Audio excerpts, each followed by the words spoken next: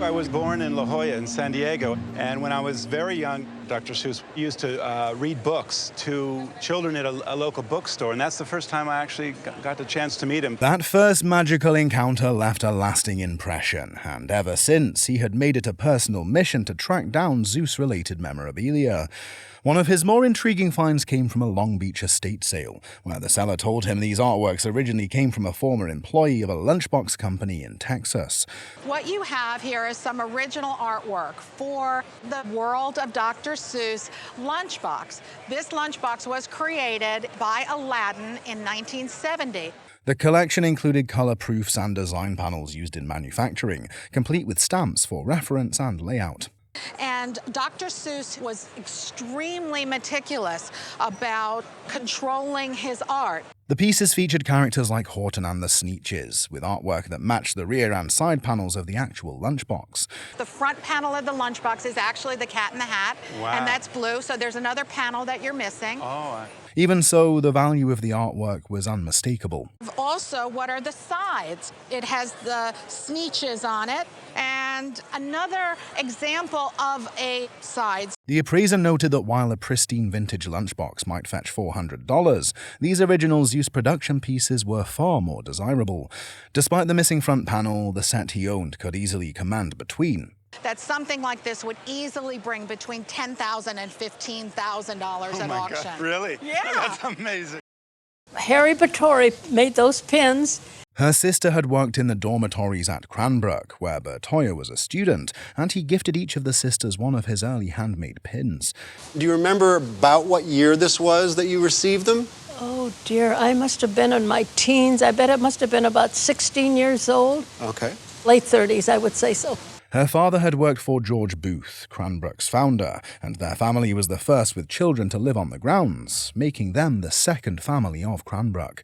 Bertoya, born in 1915, immigrated to the US at 15 and studied metalwork in Detroit before earning a scholarship to Cranbrook in 1937. And his early work, he was making jewelry. He was awarded a scholarship in 1937, and that's when he came to Cranbrook. And in 1939, he opened up the metal studio at Cranbrook. These brooches are from that rare early period, entirely handmade without solder, using tension fittings and rivets. Their design, spirals and forged wire, foreshadows Bertoya's future sculptural and furniture work. During the war years, metal was being rationed, so the metal studio actually was not open very long once World War II happened.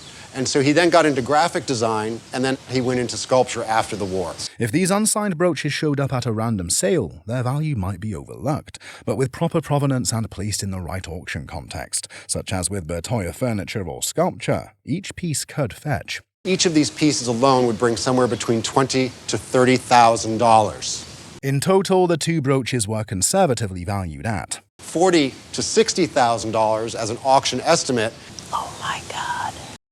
The chair is a Gustav Stickley piece, confirmed by the original boxed decal mark found underneath the seat. This particular chair is distinct due to its refined proportions and delicate inlay across the backrest, featured attributed to the designer Harvey Ellis. Gustav Stickley is known for very scaled down and simple, heavy furniture. Well, this is not so scaled down because it's got this inlay decoration across the back. Ellis, an Englishman who briefly worked for Stickley before his death in 1904, introduced a more decorative European arts and crafts flair to Stickley's typically severe aesthetic. The inlays here include pewter, copper, and rare woods. The appraiser pointed out several clues that confirmed the chair's early manufacture. If you look inside the chair, you see these holes? Yep. This had a cane seat foundation that a cushion would rest on. Later pieces of Gustav Stickley would have drop-in seats or spring seats. Also, the early boxed Stickley decal and the original fumed finish all support a production date prior to 1904. Another indication that it's early is this finish, which is really beautiful, and it makes a huge difference in the look, the quality, and the value of the chair. See the difference in the color between the back of the arm and the bottom of the arm? Yep. One repaired inlay, possibly patched with a flattened penny, did not significantly impact the value. The chair's beautiful untouched finish, evident in the worn patina across the arms and the rich chocolate tone on the back, was especially important. In its current condition, the appraiser confidently valued it between Today's market for this chair, $40,000 to $50,000. Oh my word. That's Several awesome. things would make it worth less. If it was refinished, $10,000 to $15,000. This was bought by my great aunt, who was an art collector, who bought a lot of stuff for Isabella Stewart Gardner for the Boston Museum. Throughout her life, the guest and her family were intrigued by the mysterious artist, Schumaca. The artist is William Emile Schumaca, a Belgian-born painter who grew up in Boston and studied art in Dresden and at the Académie Julian in Paris.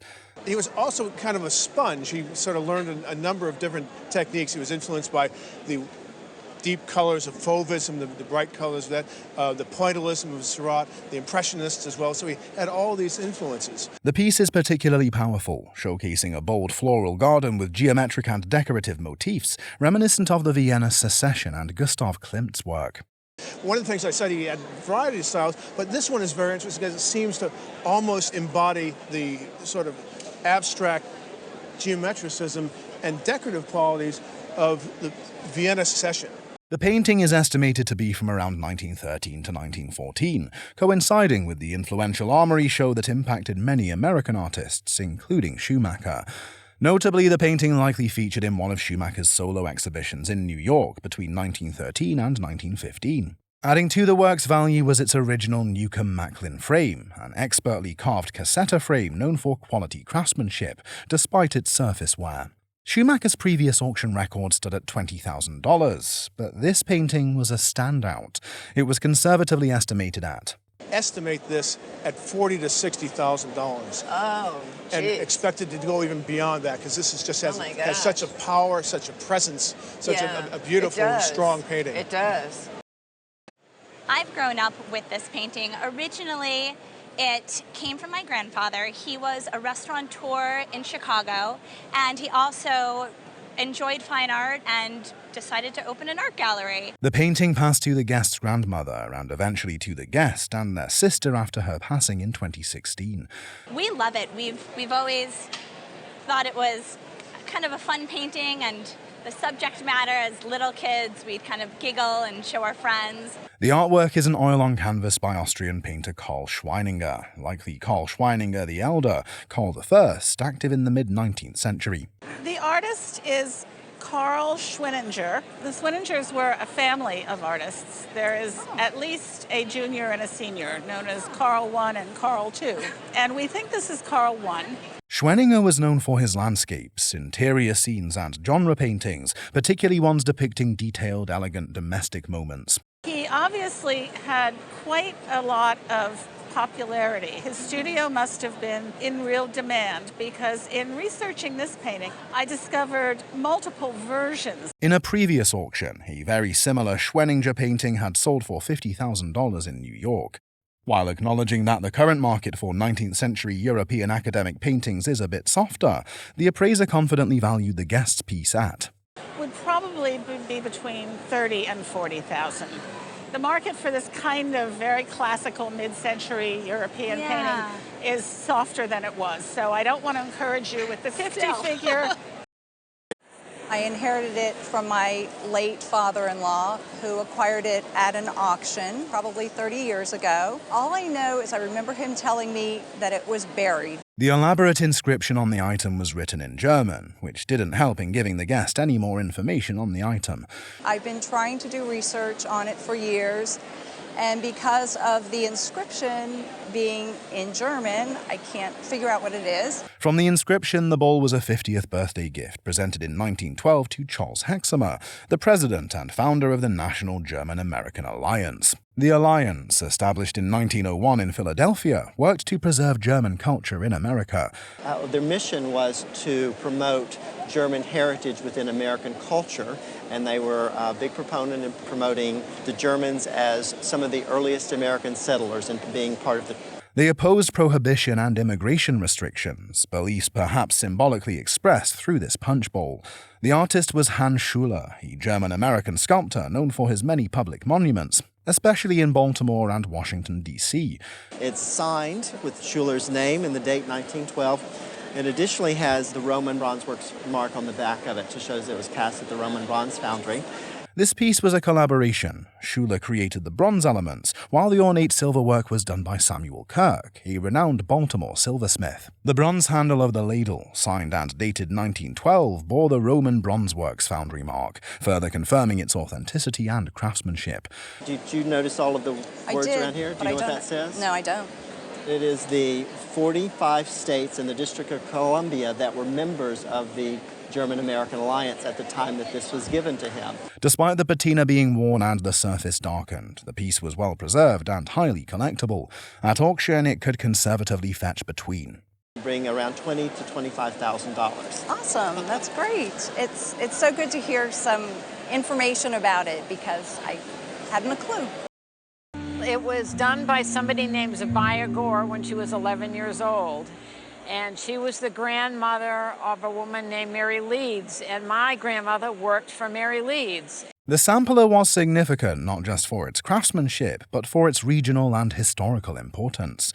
Zabaya Gore was born in 1780, and the sampler includes a poignant motto. Now we are taught to live. There's nothing esteemed worth learning but the way to die. This particular piece belongs to a rare and well-documented group of Boston area samplers from the late 18th century. Very British sort of scene here. The shepherd and the shepherdess with the sheep is very typical of this sort of Boston area school. Remarkably, a nearly identical sampler by Zabaya's cousin Elizabeth Richards is in the collection of Winterthur Museum. Another sampler by Zabaya's sister Hannah Gore is also known, underscoring the family's strong tradition in this refined needlework art. What makes this sampler extraordinary is its condition: vivid colors, intact original frame, and no significant restoration. The guest had once been offered $5,000 for it, but the appraiser revealed that its current auction value is conservatively between. This sampler would sell for between $40,000 and $60,000. No. Yes. Okay. It was my grandfather's. It was given to him during my father's birth in 1925. I appropriated it from my father about 1968, and it's been in my home ever since. While the guest likely valued it for sentimental reasons, the vase is far more significant than she imagined. The vase is made of porcelain, distinguished by its smooth white base material and high-quality glaze. When you flip it over, this sort of white color that you get here, that is the porcelain clay, the actual color. Now, the mark that's there tells us when it was made and where it was made. The flambe glaze, a French term describing the stunning combination of turquoise, sky blue, and deep oxblood red, a color scheme first used during the Chinese Song dynasty. And you'll also notice on the surface there's lots of little pits. That's characteristic of this particular type of glaze. More importantly, the mark on the bottom confirmed its origin. It was produced during the reign of the Qianlong Emperor, 1736 to 1795 of the Qing dynasty. Even more remarkable, the mark indicated it was made for the imperial household of China. The vase's shape, called a mei ping, its color palette, and its craftsmanship all supported its authenticity. The only flaw was a visible glaze crack, likely from an impact long ago, that slightly reduced its value. Still, the piece is an exceptional example of imperial Chinese porcelain. The appraiser estimated its insurance value at $40,000. Oh my God. If it didn't have that line, I would insure it for $75,000. Wow. It's been in my family for many years. My mother originated from Korea, where I was born as well, and I've always known this painting, but nothing more about it. The image is a Korean Buddhist painting of Guanyin, the Korean name for Avalokiteshvara, a revered bodhisattva of compassion. And this one is called the Water Moon Viewing Quantum. And the halo that's in back is the full moon. And she's sitting on a rock like above the firmament of the universe. The painting is likely from the 17th century or even earlier, and the painting's composition is ink and mineral pigments on heavy hemp cloth. While the artwork had condition issues and was glued down, the overall form and elegance of the image remained striking. It's glued down, it has its condition problems, but it's worth restoration. Okay. Despite the wear, the painting was estimated at Probably sell between $8,000 to $10,000. Okay.